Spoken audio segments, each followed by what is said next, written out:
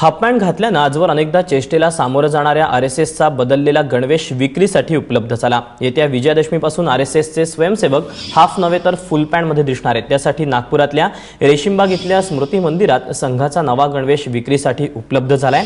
पांढरा सदरा, काळी टोपी, कमरेला पट्टा, पायात बूट, हातात काठी आणि तपकिरी रंगाची फुल पॅन्ट असा आरएसएसचा नवा गणवेश असेल।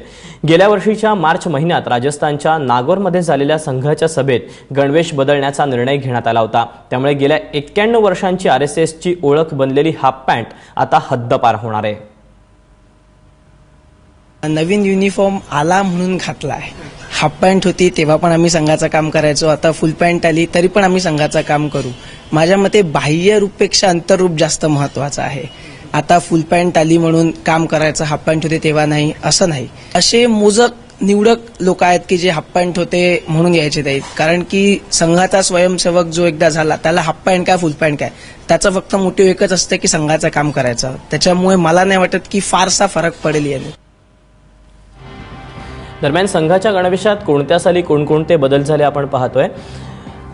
1925 साली खाकी टोपी, खाकी शर्ट, चामड्याचा पट्टा, खाकी चड्डी, लांब मोजे आणि सैनिकांसारखे बूट असा गणवेश होता। तर 1930 साली काळी टोपी आली, बाकीचा जो उर्वरित गणवेश होता तो तसाच राहिला। यानंतर 1939 साली पांढरा शर्ट आला आणि चामड्याचा पट्टा, खाकी चड्डी, लांब मोजे आणि सैनिकांसारखे बूट तसेच राहिले। तर 1973 साली छोटे मोजे आणि चामड्याचे बूट जे होते ते बदलले गेले।